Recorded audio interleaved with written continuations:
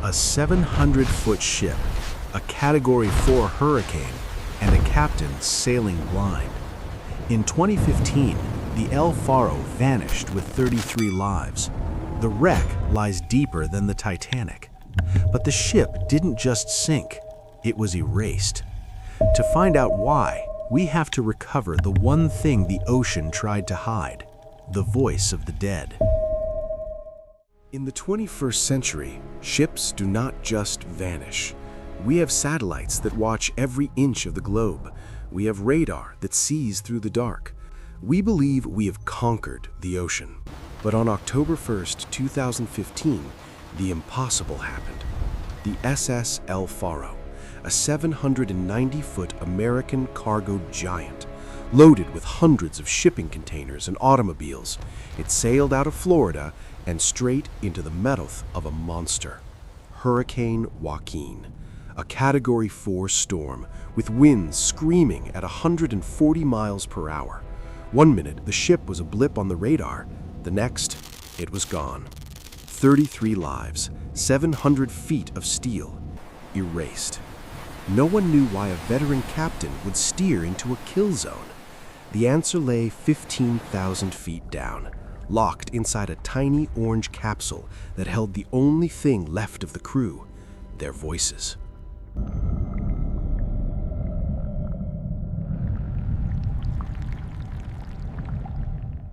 Captain Davidson had a plan. He thought he was skirting the edge of the storm, but he made a fatal calculation. His weather data was 10 hours old. He wasn't running away from the hurricane. He was steering straight into the eye wall. Then came the nightmare scenario. The main boiler failed. The engines died. The El Faro lost propulsion. Without power, a 700-foot steel giant became a toy in 50-foot waves. The wind howled at 100 miles per hour. The ship tilted 15 degrees, then 20. Water poured into the hold. Cars floated. Containers snapped like twigs. At 7:20 a.m., the captain made one final call to shore. "I have a marine emergency. We are taking on water." And then the line went dead.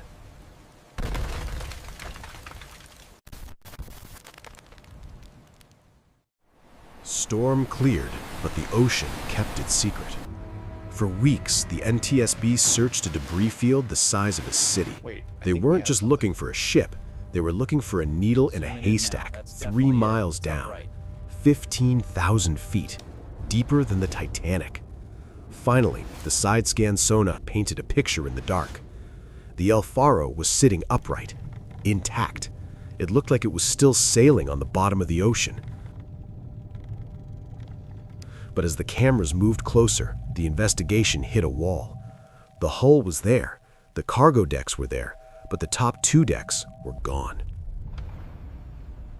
The navigation bridge had been sheared off cleanly by the force of the storm. The captain, the helm, and the voyage data recorder were missing.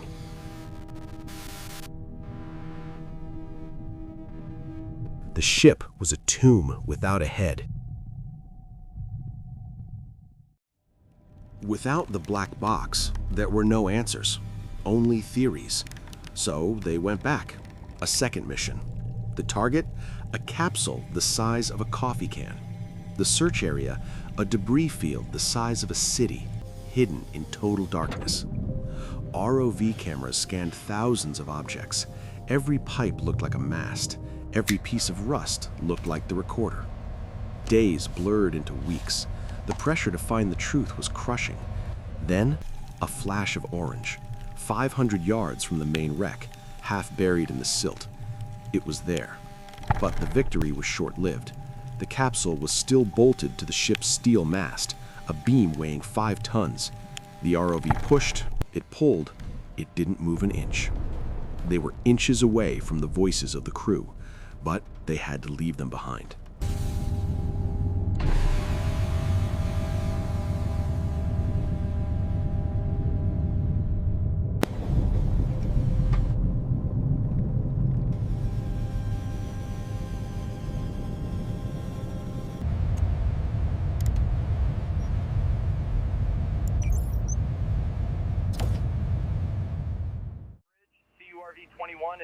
They returned months later. This time, they didn't bring a searcher. They brought a surgeon. Curve 21, a military-grade machine built for the impossible. The plan was simple, but dangerous. If they couldn't lift the mast, they would cut it. They attached a diamond-tipped hydraulic saw to the ROV's arm. Operating it from 3 miles away was a nightmare. The current fought the thrusters. The blade spun inches from the data chip. One slip, one puncture, and the pressure would wipe the memory instantly. For hours, the saw ground against the steel. Metal screamed. The blade jammed. The operators held their breath. Then, the final snap. The ocean surrendered the voice of the El Faro.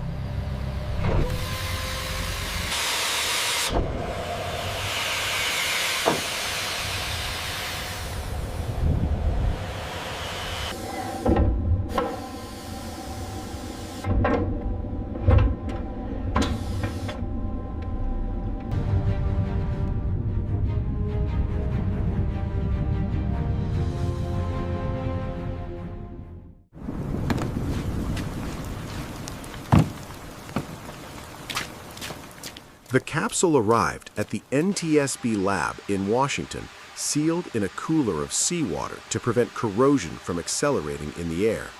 It was battered and crusted with salt. Engineers treated the memory chip like a transplant organ. They knew if they powered it up while wet, the data would fry. Microscope work, chemical baths, extreme patience. Then they plugged it in. It worked. 26 hours of high-definition bridge audio. The wind speed is exceeding 90 knots. We need to notify the Coast Guard immediately.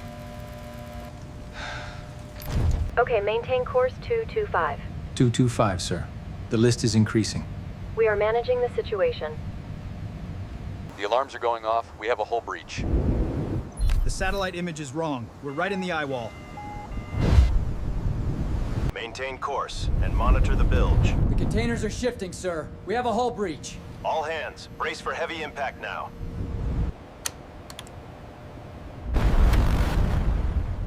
The recordings revealed the tragedy wasn't just nature, it was data. The captain was making decisions based on a weather map that was 10 hours old. He thought he was 20 miles safe. He was actually steering into the eye wall. The crew's voices were calm, professional, even when the water rose. The final recording isn't a scream. It is the captain calling out to his helmsman just before the bridge disintegrates, and then silence. The El Faro tragedy was the worst U.S. maritime disaster in 30 years. 33 sailors never came home. But their voices, recovered from 3 miles down, changed everything. Because of that black box, new laws were written.